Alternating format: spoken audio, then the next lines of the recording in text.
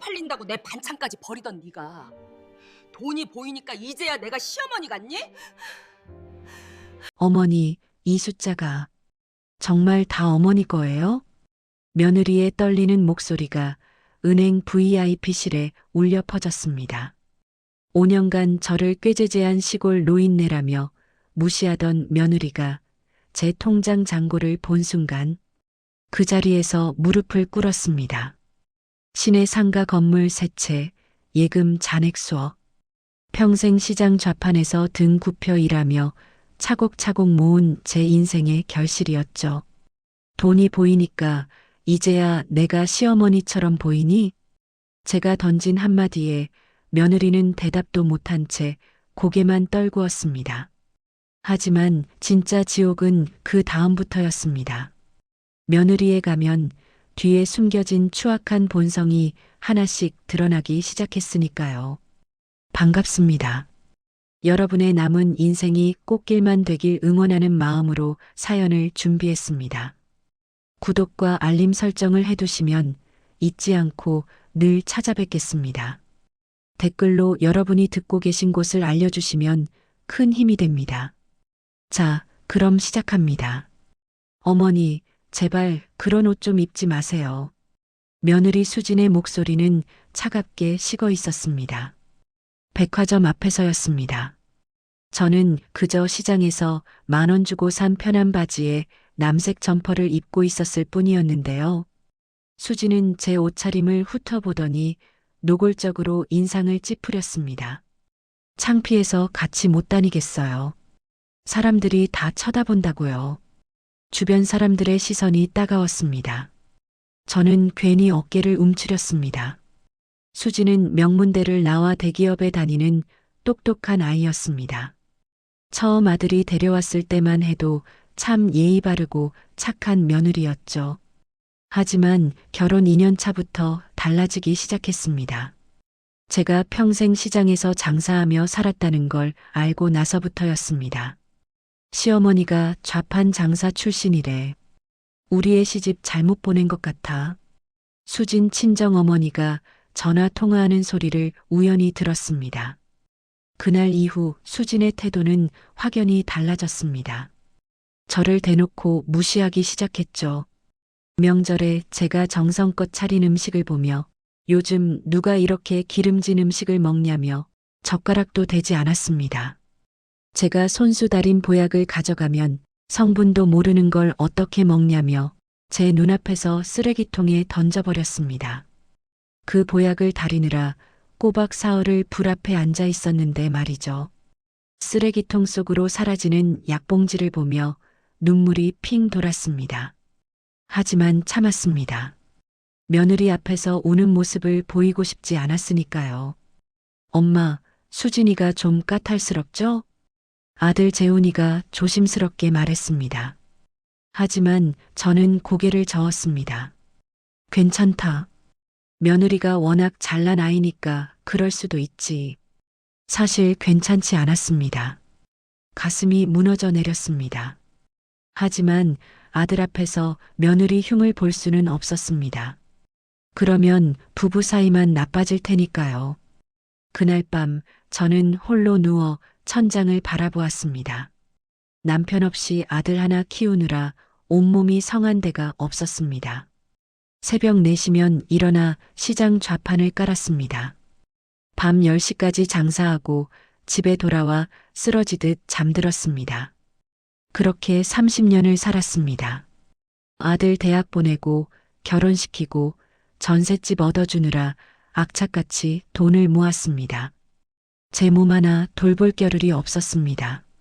손가락 마디마디가 굵어지고 휘어졌습니다. 허리는 2번이나 나가서 병원 신세를 졌습니다. 그런데 이제 와서 며느리 눈에 저는 그저 무식하고 가난한 노인네일 뿐이었습니다. 눈물이 주르륵 흘러내렸습니다. 베갯잎이 축축하게 젖어들었습니다. 하지만 소리내어 울지는 않았습니다. 아들이 옆방에서 들을까 봐요. 어머니, 이런 고급 레스토랑은 처음이시죠? 수진의 목소리에는 은근한 비웃음이 섞여 있었습니다. 아들 생일을 맞아 수진이 예약했다는 레스토랑이었습니다. 입구부터 호텔처럼 화려했습니다. 유리로 된 문, 대리석 바닥, 샹들리에가 반짝이는 천장.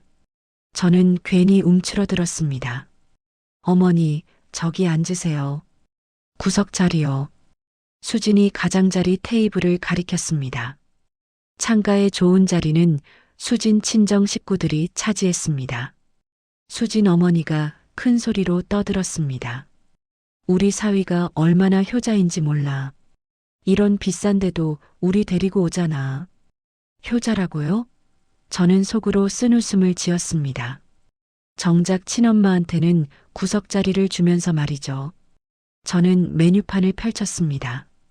글씨가 작고 영어로 되어 있었습니다. 뭐가 뭔지 하나도 모르겠더군요. 눈을 가늘게 뜨고 한참을 들여다봤습니다. 어머니, 주문 어떻게 하실 거예요? 모르시면 제가 해드릴까요? 수진이 일부러 크게 물었습니다. 주변 테이블 사람들이 힐끗힐끗 쳐다보았습니다. 얼굴이 화끈거렸습니다. 네가 골라줘. 저는 고개를 숙였습니다. 수진은 저를 위해 제일 싼 메뉴를 골랐습니다. 자기 친정 식구들에게는 고급 코스 요리를 주문하면서 말이죠. 식사가 나왔습니다. 수진 친정 테이블에는 스테이크며 랍스터며 화려한 요리들이 올라왔습니다. 제 앞에 놓인 건 샐러드 한 접시였습니다. 양상추 몇 잎에 방울토마토 3개. 이게 2만 원이라니 기가 막혔습니다. 시장에서 1,000원이면 살 수 있는 거리요. 식사 내내 수진 친정 어머니는 자랑만 늘어놓았습니다. 우리 수진이가 대기업 다니니까 월급이 어마어마해. 보너스만 해도 몇 천씩 받는다니까. 우리 집안은 대대로 공부를 잘했어요. 수진이 할아버지도 판사 출신이셨거든요. 저는 입맛이 없었습니다. 앞에 놓인 샐러드를 조금씩 집어먹었습니다. 그런데 수진이 냅킨으로 입을 닦으며 한마디 던졌습니다. 어머니는 평생 시장 바닥에서 사셔서 이런 분위기가 낯설으시죠?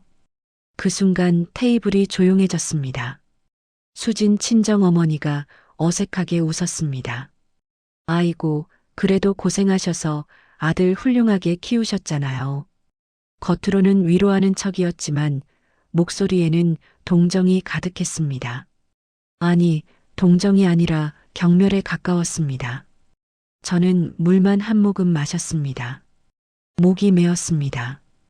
컵을 내려놓는데 손이 떨렸습니다. 아들 재훈이가 저를 힐끗 쳐다보았습니다. 미안한 표정이었습니다. 하지만 아무 말도 하지 못했습니다. 며느리 앞에서 어머니 편을 들 수 없었던 거겠죠. 아니, 들고 싶지 않았던 거겠죠. 집으로 돌아오는 차 안은 무거웠습니다. 저는 뒷자리에 앉아 창밖만 바라보았습니다. 흐릿한 가로등 불빛이 스쳐 지나갔습니다. 내가 평생 무엇을 위해 살았나? 그런 생각이 들었습니다. 아들 하나 잘 키워보겠다고 몸 부서져라 이랬는데 이제 와서 며느리한테 천덕꾸러기 취급받는 제 신세가 한심했습니다. 재훈이가 대학 들어갈 때였습니다. 등록금이 800만 원이었습니다. 그 돈을 마련하려고 한겨울에도 시장 좌판에 앉아 있었습니다. 손이 얼어서 감각이 없었습니다. 장갑을 끼면 물건을 짚기가 힘들어서 맨손으로 버텼습니다. 손가락 끝이 터지고 피가 났습니다. 밴드를 붙이고 또 일했습니다. 재훈이 졸업식 날 저는 가지 못했습니다. 그날도 시장에 나가야 했으니까요. 하루 벌어 하루 먹고 사는 형편이었습니다. 재훈이가 졸업장 들고 와서 보여줬을 때 저는 눈물을 참느라 힘들었습니다. 엄마 고마워요. 엄마 덕분이에요. 그때 재훈이가 한 말이었습니다. 하지만 그 고마움은 언제 사라진 걸까요? 결혼하고 나서부터일까요? 아니면 며느리를 만나고 나서부터일까요? 집에 도착해서도 잠이 오지 않았습니다.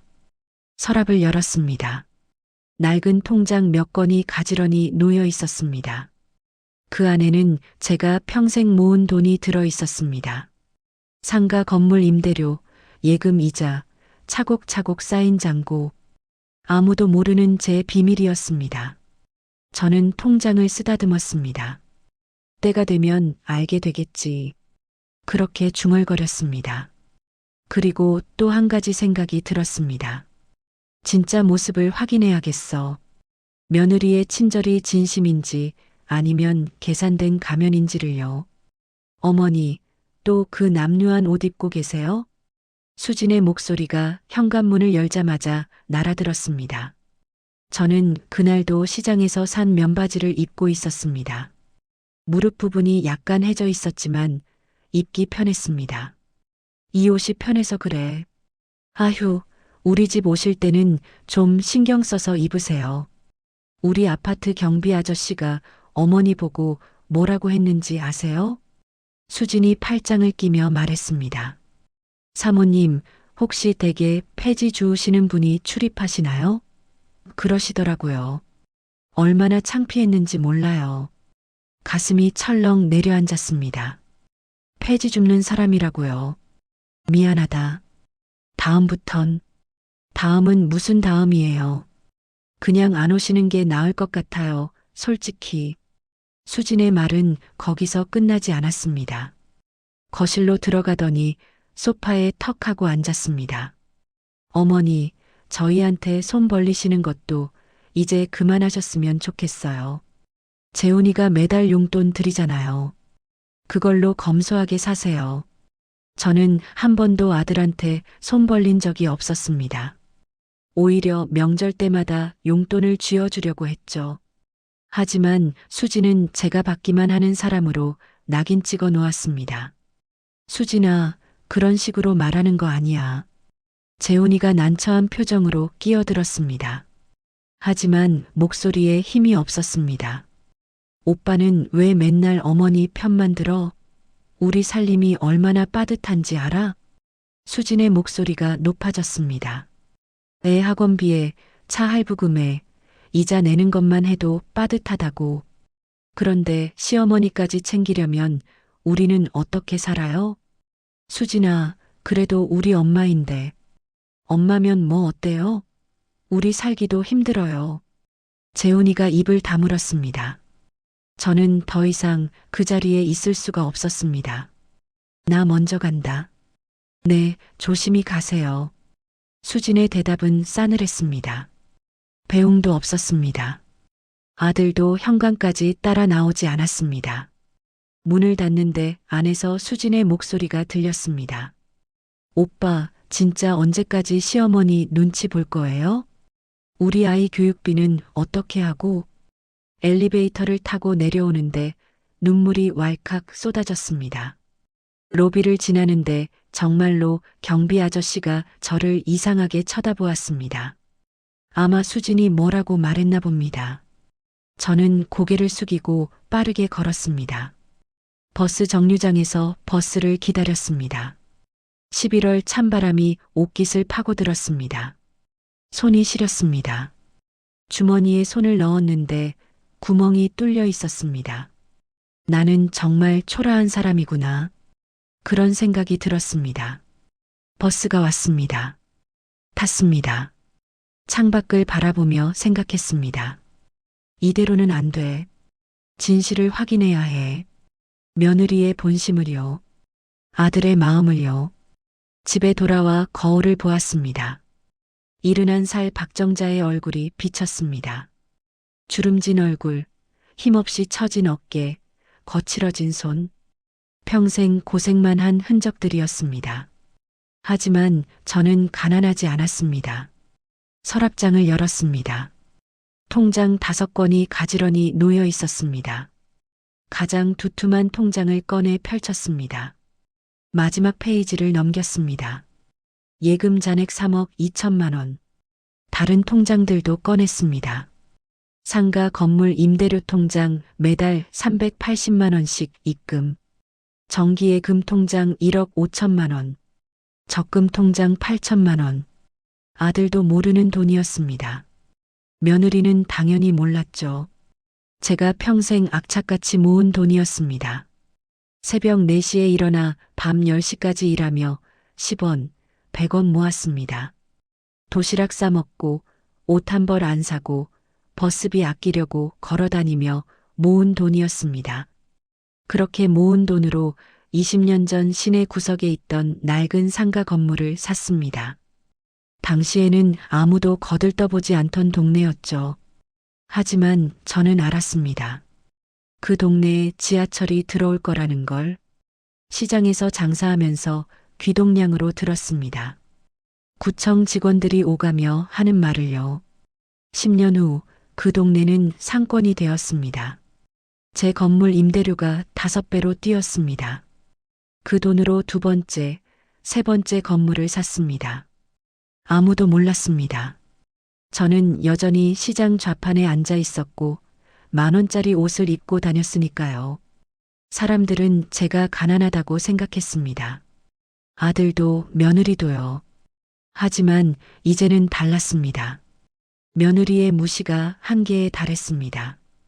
때가 됐구나. 저는 통장들을 가방에 넣었습니다. 그리고 휴대폰을 꺼내 은행에 전화했습니다. 여보세요. 내일 VIP 상담 예약하고 싶은데요. 성함이 어떻게 되십니까? 박정자입니다. 고객 번호는. 통화를 마치고 달력을 보았습니다. 내일은 수진이가 회사 일로 제 서류가 필요하다며 같이 은행 가자고 한 날이었습니다.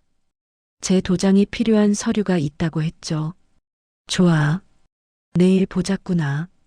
저는 옷장을 열었습니다. 맨 안쪽에 비닐에 쌓인 옷 한 벌이 걸려 있었습니다. 10년 전 아들 결혼식 때 맞춘 정장이었습니다. 한 번 입고 그대로 보관해뒀던 옷이었죠. 비닐을 벗겼습니다. 다림질이 필요했습니다. 다리미를 꺼내 천천히 구김을 폈습니다. 신발장도 뒤졌습니다. 먼지 쌓인 구두 한 켤레를 꺼냈습니다.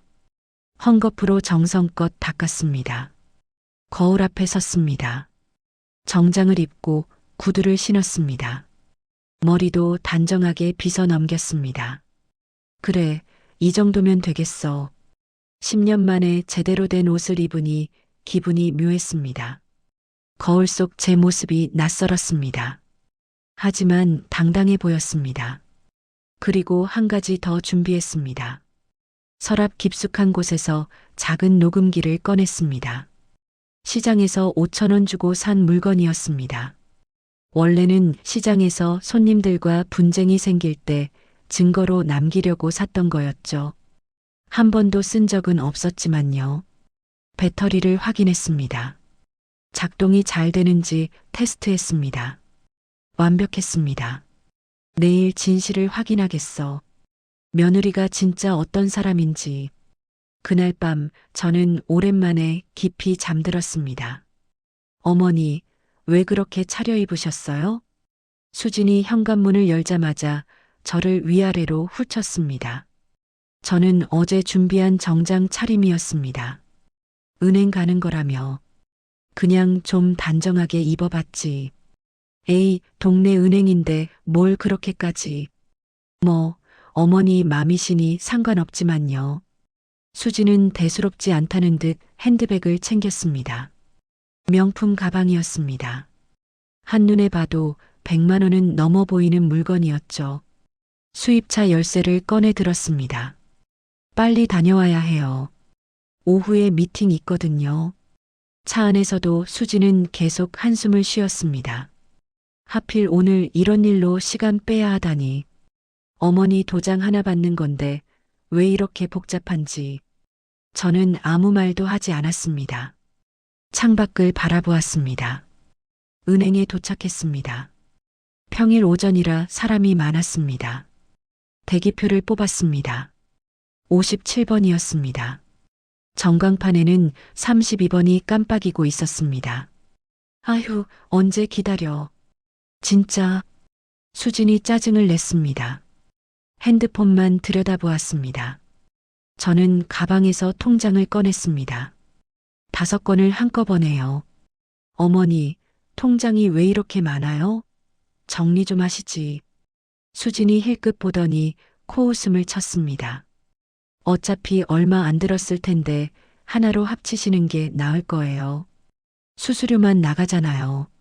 저는 아무 대답도 하지 않았습니다. 그냥 조용히 앉아 있었습니다. 그 순간 직원이 제 번호를 불렀습니다. 57번 고객님, 3번 창구로 오세요. 저는 자리에서 일어났습니다. 수진도 억지로 따라왔습니다. 3번 창구 직원은 20대 후반으로 보이는 여직원이었습니다. 무엇을 도와드릴까요? 상담 예약했던 박정자입니다. 통장 5건을 창구 위에 올려놓았습니다. 직원이 통장을 하나씩 펼쳐보더니 갑자기 눈이 커졌습니다. 첫 번째 통장을 보고, 두 번째 통장을 보고, 세 번째 통장을 보는 순간 직원의 표정이 완전히 달라졌습니다. 잠시만요, 고객님. 직원이 황급히 안쪽으로 들어갔습니다. 수진이 지루한 표정으로 핸드폰만 들여다보고 있었습니다. 잠시 후 정장 입은 남자 직원이 나왔습니다. 지점장으로 보였습니다. 명찰에 지점장 김태수라고 적혀 있었습니다. 박정자 고객님이십니까? 네, 그렇습니다. VIP 고객님이시네요. 전용 상담실로 모시겠습니다. 이쪽으로 오시죠. 지점장이 공손하게 허리를 숙였습니다. 뒤에 서 있던 수진의 핸드폰이 툭 떨어졌습니다. 예, VIP요? 수진의 목소리가 떨렸습니다. 네, 박정자 고객님은 저희 은행 VIP 등급 고객이십니다. 지점장이 다시 한번 공손하게 인사했습니다. 수진은 멍한 얼굴로 저를 쳐다보았습니다. 입이 벌어진 채로요. 이쪽으로 오시죠. 지점장이 저를 안내했습니다. 수진도 멍한 얼굴로 따라왔습니다. VIP 상담실은 은행 안쪽 조용한 곳에 있었습니다. 가죽 소파, 커피 머신, 조명이 은은한 공간. 수진이 다니는 회사 회의실보다 훨씬 고급스러웠습니다. 커피 드릴까요? 아메리카노로 주세요. 부인께서는요? 지점장이 수진을 보며 물었습니다. 아, 저도 아메리카노요. 수진의 목소리가 가늘게 떨렸습니다. 상담실 책상 위에 통장들이 펼쳐졌습니다. 지점장이 컴퓨터를 두드렸습니다. 화면에 숫자들이 쭉 떴습니다. 고객님, 현재 보유하고 계신 자산을 정리해 드리겠습니다. 네. 우선 예금 잔액이 총 5억 3천만 원이십니다. 수진의 입이 더 벌어졌습니다. 그리고 상가 건물 세 채 보유하고 계시는데 현재 시세 기준으로 약 18억 원 정도 됩니다. 18억이요? 수진의 목소리가 갈라졌습니다. 손이 떨려서 커피잔을 제대로 잡지도 못했습니다. 네. 월 임대료 수입이 평균 380만 원씩 들어오시고 작년 기준 연수익이 4,500만 원 정도 되십니다. 지점장이 차분하게 설명했습니다. 저는 고개를 끄덕였습니다. 네, 맞습니다. 총 자산이 23억 원을 넘으시니 VIP 등급으로 관리해 드리는 게 맞습니다. 전담 매니저를 배정해 드릴까요? 그럴 필요까지는 없고요. 그냥 안정적으로 운용하고 싶습니다. 수지는 한마디도 하지 못했습니다. 그저 멍하니 앉아서 저를 바라볼 뿐이었습니다. 얼굴이 새하얗게 질려 있었습니다. 입술이 파르르 떨렸습니다. 커피잔을 든 손도 부들부들 떨렸습니다. 어머니, 왜? 저는 차갑게 대답했습니다. 이게 다 어머니 명의예요? 당연하지. 내 평생 모은 돈인데. 수진의 눈에서 눈물이 주르륵 흘렀습니다. 저는 정말 몰랐어요. 어머니가 이렇게, 넌 내가 가난한 줄 알았지? 저는 커피를 한 모금 마셨습니다. 수진은 대답하지 못했습니다. 고개만 떨구었습니다. 넌 나를 무식한 시골 노인네로 봤어. 쪽팔린다고 창피하다고 했지. 죄송해요, 어머니. 정말, 정말 죄송해요. 수진이 의자에서 일어나 무릎을 꿇었습니다. 상담실 바닥에서요. 지점장이 당황해서 말렸습니다. 사모님, 일어나세요. 여기서 그러시면. 하지만 수진은 일어나지 않았습니다. 어머니, 저 용서해 주세요. 제가 정말 잘못했어요. 저는 수진을 내려다보았습니다. 눈물 흘리는 며느리를요. 하지만 제 마음은 움직이지 않았습니다. 일어나거라. 저는 차갑게 말했습니다. 수진은 떨리는 손으로 의자를 잡고 일어났습니다. 눈가가 빨갛게 부어 있었습니다. 눈물 자국이 볼을 타고 흘러내렸습니다. 어머니, 저 정말 잘못했어요. 됐다. 이제 내가 할 일이나 보자. 저는 수진이 가져온 서류를 펼쳤습니다. 부동산 계약서였습니다. 아들 부부가 전세로 살던 집을 매매로 전환하는 서류였죠. 보증인欄에 제 도장이 필요했습니다. 이거 도장 찍으면 되는 거지? 네. 네, 어머니. 수진의 목소리가 작았습니다.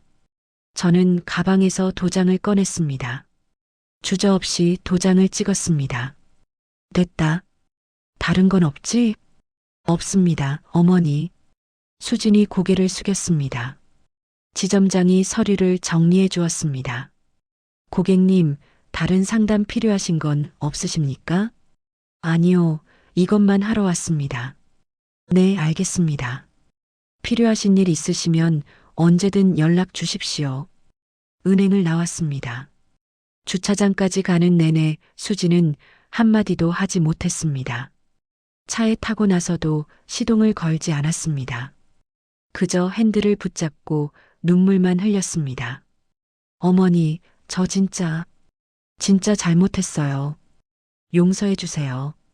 운전이나 해. 네. 집으로 가는 길, 수지는 계속 훌쩍였습니다. 신호 대기할 때마다 저를 힐끔힐끔 쳐다보았습니다. 뭔가 말하고 싶은 눈빛이었지만 저는 모른 척했습니다. 집 앞에 내려주고 수진이 말했습니다. 어머니, 저녁에 재훈이랑 같이 찾아뵐게요. 제대로 사과드리고 싶어요. 그러든지 말든지. 저는 차에서 내렸습니다. 뒤도 돌아보지 않고 현관으로 들어갔습니다. 그날 저녁 문 두드리는 소리가 들렸습니다. 아들과 며느리였습니다. 재훈이는 비싼 과일 상자를 들고 있었고 수지는 백화점 쇼핑백을 여러 개 들고 있었습니다. 엄마, 들어가도 돼요? 그래, 들어와. 아들이 과일을 식탁에 내려놓았습니다. 망고, 샤인머스켓, 멜론. 하나에 몇만 원씩 하는 과일들이었습니다. 수진이 쇼핑백을 꺼냈습니다. 어머니, 이거 입어보세요. 백화점에서 골랐어요. 명품 브랜드 옷가지들이었습니다. 코트, 스웨터, 스카프. 하나같이 비싼 것들이었죠. 가격표를 얼핏 봤는데 코트만 해도 200만 원이 넘었습니다. 됐다. 나는 이런 거 필요 없어. 어머니, 제 마음이에요. 받아주세요. 수진이 두 손을 모았습니다. 예전 같으면 상상도 못할 태도였습니다. 엄마, 오늘 은행에서 정말 놀랐어요. 재훈이가 조심스럽게 말했습니다. 수진이한테 다 들었어요. 엄마가 그렇게 많은 재산이 있으신 줄 몰랐어요. 너한테 말할 필요가 없었으니까. 왜 말씀 안 하셨어요? 저희가 엄마 가난한 줄 알고. 가난하면 함부로 대해도 되는 거냐? 아들이 할 말을 잃었습니다. 입만 벙긋거렸습니다. 수진이 바닥에 무릎을 꿇었습니다. 어머니, 정말 죄송해요. 제가 진짜 잘못했어요. 그날 밤 수진은 1시간 넘게 무릎을 꿇고 사과했습니다. 저는 그저 묵묵히 차를 마셨습니다. 제가 어머니를 무시한 건 정말 잘못했어요. 다시는 그러지 않을게요. 이제 됐으니 일어나거라. 진짜 용서하신 거예요? 용서는 무슨. 이제라도 정신 차렸으면 됐지. 수진의 얼굴에 희망이 떠올랐습니다. 감사합니다, 어머니. 앞으로 정말 잘할게요. 그날 이후 수진의 태도는 완전히 달라졌습니다. 매일 아침 전화가 왔습니다. 어머니, 주무셨어요? 아침 식사는 하셨어요? 어머니, 오늘 날씨 쌀쌀하니까 옷 따뜻하게 입으세요. 어머니, 저녁에 맛있는 거 해드릴게요. 뭐 드시고 싶으세요? 주말이면 아들 부부가 찾아왔습니다. 비싼 선물을 들고요. 어머니, 이거 건강에 좋다고 해서 샀어요. 고급 홍삼, 녹용, 영양제. 예전에는 제가 달인 보약을 쓰레기통에 버리던 며느리가 말입니다. 어머니, 다음 주에 같이 여행 가실래요? 제주도 좋은 호텔 예약했어요. 아니다. 나는 집이 편해. 그럼 백화점이라도 같이 가요. 좋은 옷도 사드릴게요. 수지는 끊임없이 저에게 잘 보이려 했습니다. 하지만 저는 알았습니다. 이게 진심이 아니라는 걸요. 돈이 보이니까 태도가 바뀐 거라는 걸요. 어느 날 저녁 수진이 또 찾아왔습니다. 이번엔 두툼한 봉투를 들고 왔더군요. 어머니, 이거 드세요. 봉투를 열어보니 현금 500만 원이 들어 있었습니다. 이게 뭐냐? 용돈이에요. 매달 드릴게요. 필요 없다. 저는 봉투를 도로 밀었습니다. 어머니, 그냥 받으세요. 제 효도예요. 효도는 돈으로 하는 게 아니야. 수진의 얼굴이 살짝 굳었습니다. 하지만 금방 다시 웃었습니다. 알겠어요, 어머니. 그럼 다른 걸로 효도할게요. 며칠 후 재훈이가 전화를 했습니다. 엄마, 상의 드릴 게 있어요. 뭔데? 엄마 재산을 저희 명의로 미리 증여하시는 게 어떨까 해서요. 세금 때문에. 세금? 네, 나중에 상속세가 엄청 많이 나올 거예요. 지금 미리 증여하시면 절세할 수 있어요. 가슴이 철렁 내려앉았습니다. 역시 그랬구나.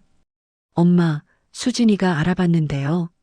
지금 증여하시면 세금을 몇 억은 아끼실 수 있대요. 나중에 생각해보마. 엄마, 근데 빨리 하시는 게 좋대요.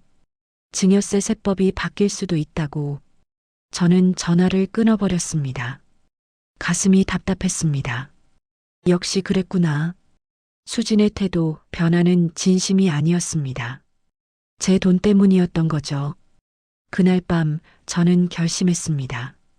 진짜 본심을 확인해야겠다고요. 며느리에 가면 뒤에 숨겨진 본심을요. 다음 날 저는 일찍 일어났습니다. 계획을 세웠습니다. 며느리의 진짜 모습을 확인할 계획이요. 오전에 수진한테 전화를 했습니다. 수진아, 오늘 오후에 너희 집에 가도 되겠니? 네. 어머니, 물론이죠. 언제든 환영이에요.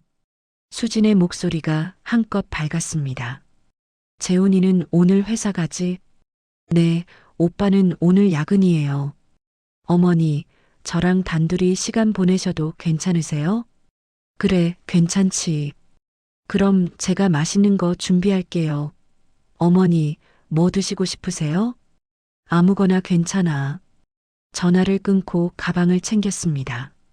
녹음기를 넣었습니다.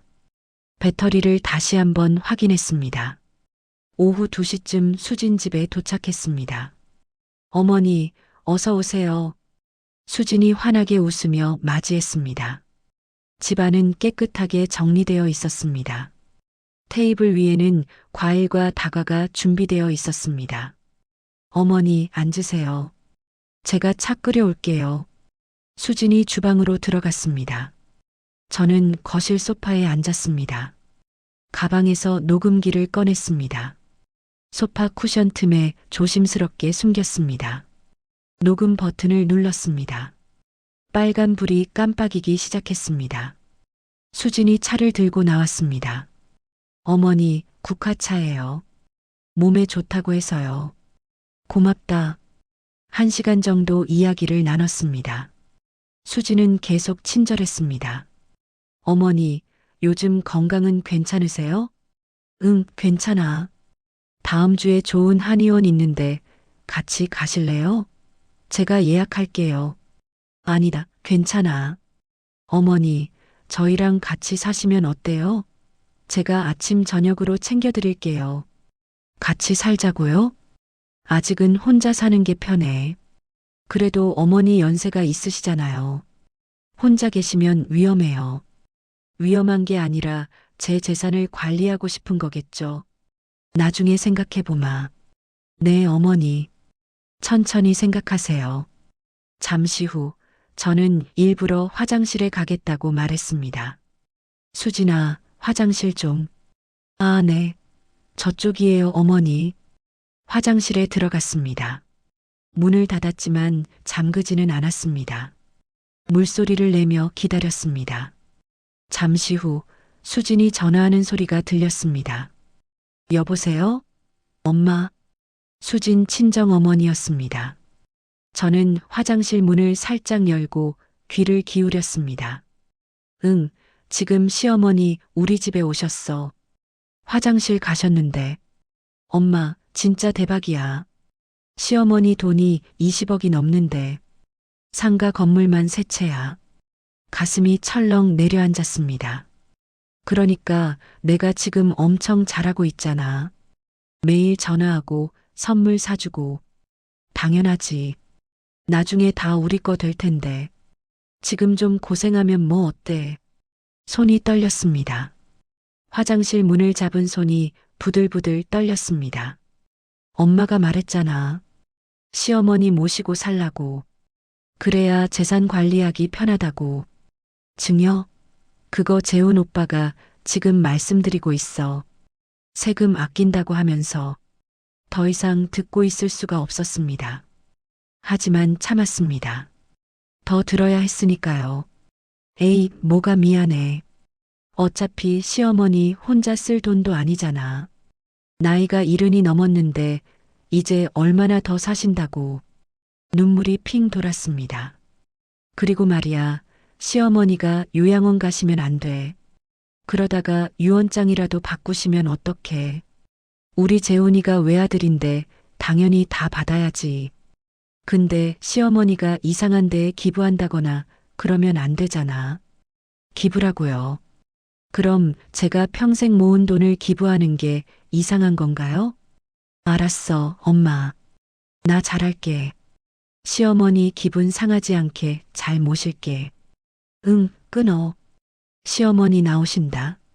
수진이 황급히 전화를 끊었습니다. 저는 물을 내리고 나왔습니다. 어머니, 다녀오셨어요? 수진이 환하게 웃었습니다. 하지만 그 웃음이 이제는 소름 끼쳤습니다. 가면이었습니다. 철저히 계산된 가면이었습니다. 수진아, 나 이만 갈게. 벌써요? 저녁이라도 드시고 가세요. 아니다. 좀 피곤하구나. 그럼 제가 바래다 드릴게요. 괜찮아. 택시 타고 갈게. 집으로 돌아오는 택시 안에서 창밖을 바라보았습니다. 해가 지고 있었습니다. 붉은 노을이 하늘을 물들이고 있었습니다. 예쁜 풍경이었지만 제 마음은 어두웠습니다. 집에 도착해서 녹음기를 재생했습니다. 수진 목소리가 또렷하게 들렸습니다. 나중에 다 우리 거 될 텐데. 이제 얼마나 더 사신다고. 시어머니 모시고 살라고. 그래야 재산 관리하기 편하다고. 유언장이라도 바꾸시면 어떡해. 녹음을 끝까지 들었습니다. 그리고 파일을 저장했습니다. 증거가 필요했으니까요. 이제 결정해야 했습니다. 이 며느리에게, 이 아들에게 제 평생의 결실을 물려줄 것인가? 아니면 다른 길을 선택할 것인가? 창밖을 바라보았습니다. 달이 떠올랐습니다. 여보, 남편을 불렀습니다. 내가 어떻게 해야 할까요? 대답은 없었습니다. 하지만 저는 이미 알고 있었습니다. 제가 어떤 선택을 해야 하는지를요. 며칠 후 재훈이가 혼자 찾아왔습니다. 수진 없이요. 엄마, 저 좀 들어가도 돼요? 그래, 들어와. 재훈이는 긴장한 표정이었습니다. 거실에 앉더니 한참을 말을 꺼내지 못했습니다. 무슨 일이냐? 엄마, 상속 문제 좀 얘기하고 싶어서요. 역시 그 얘기였습니다. 엄마, 지금 증여를 받으면 세금을 많이 아낄 수 있대요. 수진이가 세무사한테 알아봤는데.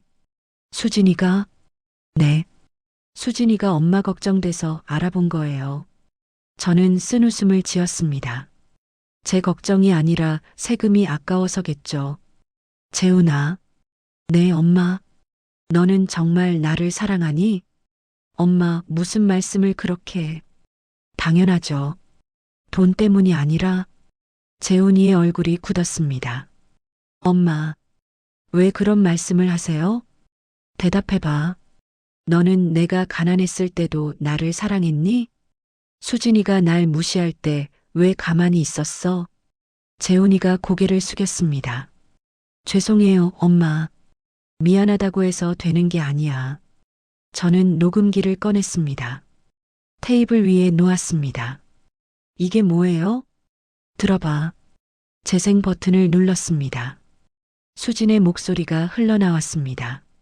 나중에 다 우리 거 될 텐데. 이제 얼마나 더 사신다고. 시어머니 모시고 살라고. 그래야 재산 관리하기 편하다고. 재훈이의 얼굴이 창백해졌습니다. 엄마, 이건 내 와이프가 한 말이야. 수진이가 그런 말을 했다고요? 직접 들었어. 녹음을 끝까지 들려줬습니다. 재훈이는 아무 말도 하지 못했습니다. 그저 고개만 떨구고 앉아 있었습니다. 재훈아. 네. 너는 지금 선택해야 해. 무슨 선택이요? 엄마 편을 들 거냐, 아니면 수진이 편을 들 거냐? 재훈이가 고개를 들었습니다. 엄마, 그게 무슨. 수진이는 날 사람으로 보지 않아. 그냥 돈으로 봐. 엄마. 근데 너는? 너도 마찬가지 아니냐? 재훈이가 눈물을 흘렸습니다. 엄마, 아니에요. 저는 진짜 엄마를 사랑해요. 그럼 증명해봐. 어떻게요? 수진이한테 가서 말해. 엄마 재산은 건드리지 말라고. 증여도 상속도 아무것도 바라지 말라고. 재훈이가 입술을 깨물었습니다. 한참을 고민하더니 고개를 저었습니다. 엄마, 그건 좀. 왜? 못하겠어? 수진이가 이해를 못할 것 같아요. 이해를 못한다고? 우리가 지금 힘들거든요. 대출 이자도 내야 하고 애 교육비도 많이 들고. 저는 한숨을 쉬었습니다. 그래서 내 돈이 필요한 거구나. 엄마, 그게 아니라. 됐다. 나가거라. 엄마, 나가라고 했어. 목소리가 커졌습니다. 재훈이가 놀라서 일어났습니다. 엄마, 너는 결국 수진이 편이구나. 엄마보다 와이프가 더 중요한 거지? 엄마, 제발. 나가. 재훈이가 울면서 나갔습니다. 문이 쾅 닫혔습니다. 저는 소파에 주저앉았습니다. 가슴이 무너져 내렸습니다. 아들마저도 저를 버렸습니다. 아니, 처음부터 제 편이 아니었는지도 모르겠습니다.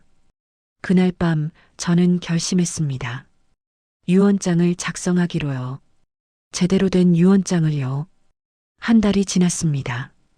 그동안 저는 조용히 준비했습니다. 변호사를 만나고 유언장을 작성했습니다. 재단도 알아봤습니다. 제 재산을 기부할 곳을요. 재훈이와 수지는 계속 연락했습니다. 엄마, 저번 일은 잊어주세요. 어머니, 제가 잘못 생각했어요. 용서해 주세요. 하지만 저는 차갑게 대했습니다. 필요한 것만 말하고 더 이상 정을 주지 않았습니다. 어느 토요일 아침이었습니다. 수진한테 문자를 보냈습니다. 오늘 오후 3시에 변호사 사무실로 와라. 너희 둘 다. 네. 어머니, 무슨 일이세요? 와서 알게 될 거다. 어머니, 궁금한데요. 3시까지 와. 주소는 따로 보낼게. 오후 2시 50분 변호사 사무실에 도착했습니다. 김민지 변호사가 저를 맞이했습니다. 박정자 고객님 오셨군요. 네, 변호사님. 준비 다 되었습니다. 가족분들 오시면 바로 진행하겠습니다. 3시 정각 재훈이와 수진이 도착했습니다. 둘 다 긴장한 표정이었습니다. 엄마, 무슨 일이에요? 앉아라. 상담실에 앉았습니다. 변호사가 서류를 펼쳤습니다. 오늘은 박정자 고객님의 유언장 낭독을 위해 모였습니다. 유언장이요? 수진의 목소리가 떨렸습니다. 네. 고객님께서 작성하신 유언장입니다. 재훈이가 저를 보았습니다. 엄마, 갑자기 왜? 조용히 들어. 변호사가 유언장을 읽기 시작했습니다. 유언자 박정자는 본인의 전 재산을 다음과 같이 처분한다. 첫째, 현재 거주 중인 아파트 한 채는 아들 강재훈에게 상속한다. 재훈이가 안도하는 표정을 지었습니다. 둘째, 상가 건물 세 채 및 모든 예금은 사회복지재단에 기부한다. 뭐라고요?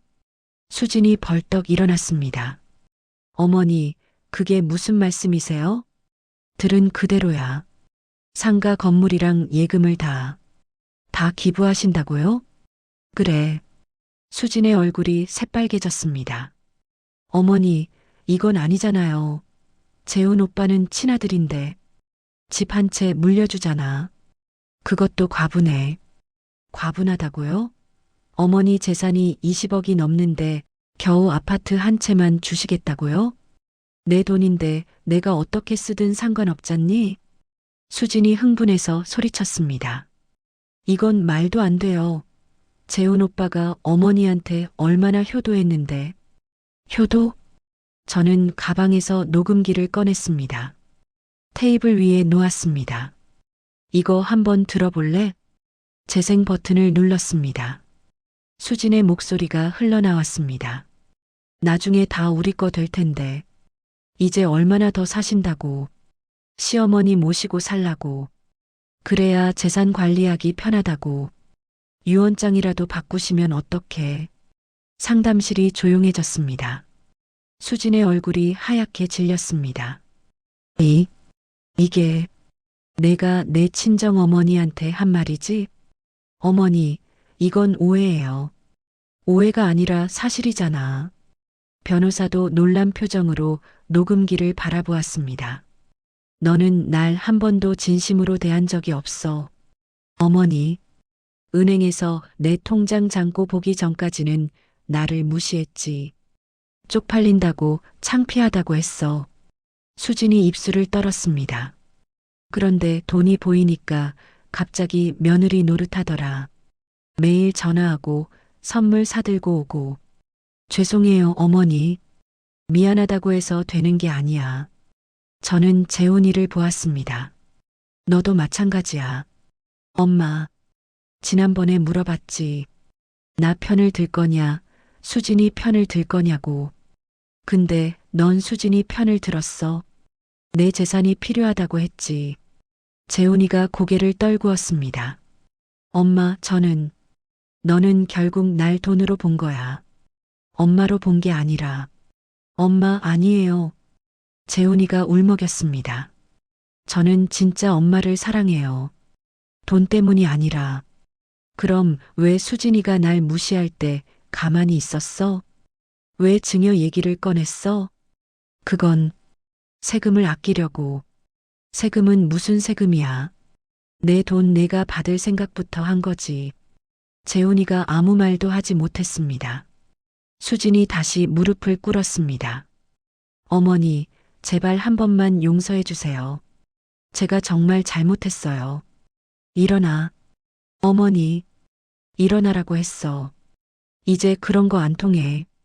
변호사가 조용히 말했습니다. 고객님, 유언장 낭독을 계속할까요? 그러세요. 변호사가 계속 읽었습니다. 셋째, 본 유언장은 유언자의 자유로운 의사에 따라 작성되었으며 법적 효력을 갖는다. 넷째, 유언 집행자는 김민지 변호사로 지정한다. 유언장 낭독이 끝났습니다. 수진이 바닥에 주저앉아 울었습니다. 어머니, 어머니, 제발. 재훈이도 눈물을 흘렸습니다. 엄마, 다시 한 번만 생각해 주세요. 이미 생각 다 했다. 저는 자리에서 일어났습니다. 너희한테 집 한 채 남기는 것도 과분해. 그거라도 고맙게 생각해라. 엄마, 제발. 뒤도 돌아보지 않고 상담실을 나왔습니다. 복도를 걸어가는데 뒤에서 재훈이의 목소리가 들렸습니다. 엄마, 엄마, 기다려요. 하지만 저는 멈추지 않았습니다. 엘리베이터를 탔습니다. 문이 닫히는 순간 재훈이와 수진의 절규가 들렸습니다. 하지만 이미 늦었습니다. 제 결정은 확고했습니다. 변호사 사무실 건물을 나왔습니다. 늦가을 바람이 차갑게 불었습니다. 낙엽이 발밑에서 바스락거렸습니다. 뒤에서 재훈이와 수진이 쫓아왔습니다. 엄마, 엄마, 기다려요. 저는 멈추지 않았습니다. 그냥 걸었습니다. 엄마, 제발 한 번만 다시 생각해 주세요. 재훈이가 제 팔을 잡았습니다. 저는 그 손을 뿌리쳤습니다. 손 떼. 엄마, 나는 이제 너희랑 할 얘기 없다. 수진이 길바닥에 주저앉아 울었습니다. 어머니, 정말 죄송해요. 제발, 제발 용서해 주세요. 지나가던 사람들이 쳐다보았습니다. 하지만 저는 신경 쓰지 않았습니다. 수진아, 내 어머니. 너는 나를 한 번도 진심으로 대한 적이 없어. 아니에요, 어머니. 은행에서 내 통장 잔고 보기 전까지는 나를 무시했지. 쪽팔린다고 창피하다고 했어. 수진이 고개를 숙였습니다. 얼굴이 온통 눈물범벅이었습니다. 그런데 돈이 보이니까 갑자기 며느리 노릇하더라. 매일 전화하고 선물 사들고 오고. 죄송해요. 미안하다고 해서 되는 게 아니야. 너는 진심이 없었어. 저는 택시를 잡았습니다. 엄마, 재훈이가 달려왔습니다. 택시 문을 막아섰습니다. 엄마, 저는 정말 엄마가 좋아요. 돈 때문이 아니라. 그래. 저는 재훈이를 똑바로 쳐다보았습니다. 그럼 내가 가난했을 때는 왜 수진이가 날 무시하는 걸 가만히 봤니? 왜 그때는 엄마 편을 안 들었어? 재훈이가 할 말을 잃었습니다. 입만 벙긋거렸습니다. 너도 마찬가지야. 엄마한테 돈이 있다는 걸 알고 나서 태도가 바뀌었어. 엄마, 죄송해요. 정말 죄송해요. 재훈이가 눈물을 흘렸습니다. 35살 먹은 아들이 길거리에서 우는 모습을 보니 마음이 아팠습니다. 하지만 이건 넘어갈 수 없는 선이었습니다. 재훈아, 나는 너를 키우느라 내 인생을 다 바쳤어. 너 대학 보낼 때 허리가 2번이나 나갔어. 그래도 참고 일했지. 재훈이 흐느꼈습니다. 너 결혼시킬 때 전세금 마련하려고 내가 얼마나 고생했는지 아니? 알아요, 엄마. 그런데 넌 며느리가 날 무시해도 친정 어머니가 내 욕해도 가만히 있었어. 죄송해요, 엄마. 제가 잘못했어요. 이제 와서 미안하다고 해봤자 소용없어. 저는 택시에 탔습니다. 엄마, 택시가 출발했습니다. 백미러로 뒤를 보니 재훈이와 수진이가 서서 저를 바라보고 있었습니다. 둘 다 망연자실한 표정이었습니다. 수진이 길바닥에 주저앉아 있었습니다. 재훈이가 수진을 부축하려 했지만 수진이 재훈이를 밀쳐냈습니다. 뭐라고 소리치는 것 같았습니다. 아마 재훈이를 탓하고 있겠죠. 어머니를 제대로 설득하지 못했다고요. 택시가 멀어졌습니다. 그 모습이 점점 작아졌습니다. 집으로 돌아왔습니다. 현관문을 닫고 거실에 주저앉았습니다. 가슴이 무너져 내렸습니다. 눈물이 주르륵 흘러내렸습니다. 여보, 남편을 불렀습니다. 내가 잘한 거 맞죠?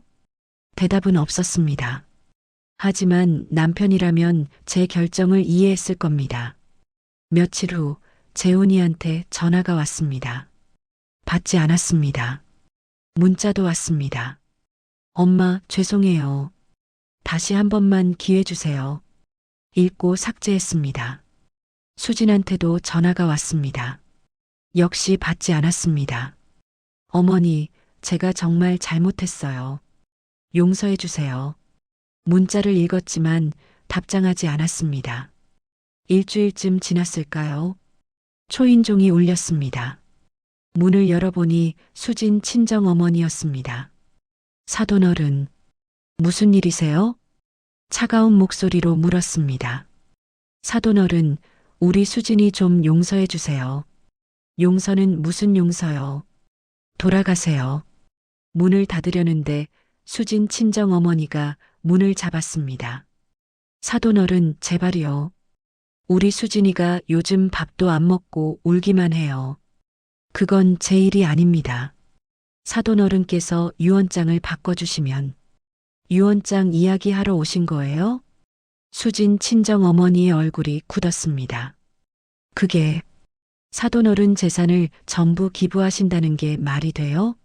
재훈이는 사돈어른 친아들인데 제 돈 제가 어떻게 쓰든 상관없잖아요. 하지만 그건 너무하시는 거 아니에요? 우리 수진이가 얼마나 뭐요? 저를 무시했죠? 당신도 똑같았잖아요.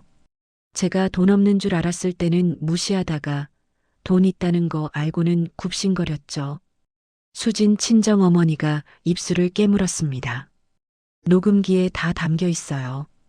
당신이 뭐라고 했는지. 사돈어른, 나중에 다 우리 거 될 텐데 이제 얼마나 더 산다고. 이게 당신이 한 말이에요. 수진 친정어머니의 얼굴이 새빨개졌습니다. 그건 제가 잘못 생각해서 잘못 생각한 게 아니라 속마음이었죠. 죄송합니다, 사돈어른. 제가 잘못했어요. 이제 와서 사과해봤자 소용없어요. 돌아가세요. 시어머님, 문을 닫았습니다. 밖에서 한참 동안 초인종을 눌렀지만 무시했습니다. 그날 밤 재훈이한테 긴 문자가 왔습니다. 엄마, 저 재훈이에요. 엄마한테 정말 죄송해요. 제가 남편으로서 아들로서 자격이 없었어요.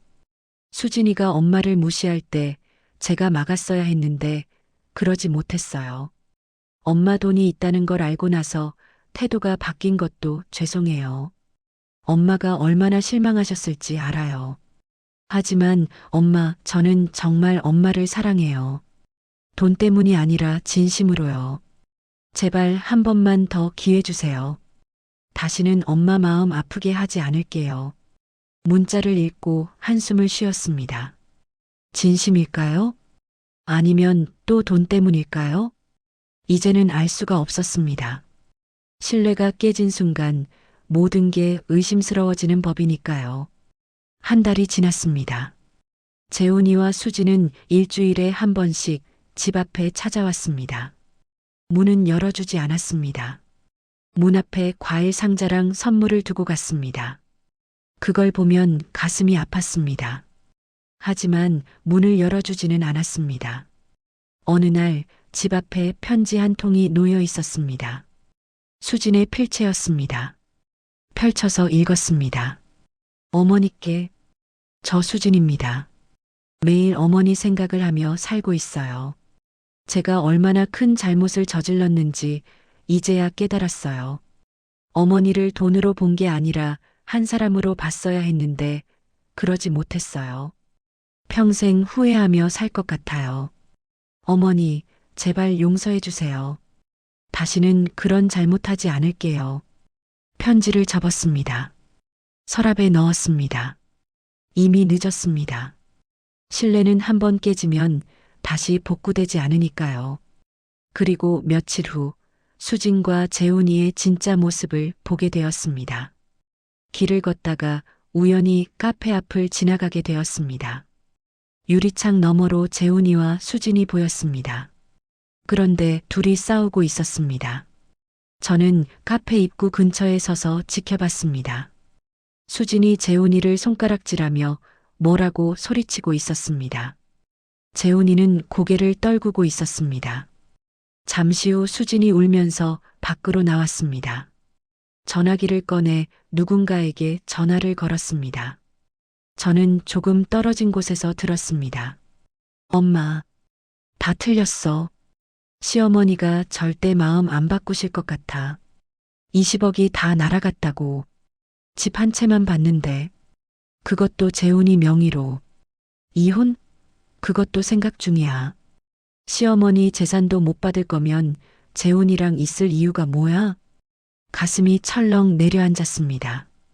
역시 그랬구나. 수지는 끝까지 돈만 봤습니다.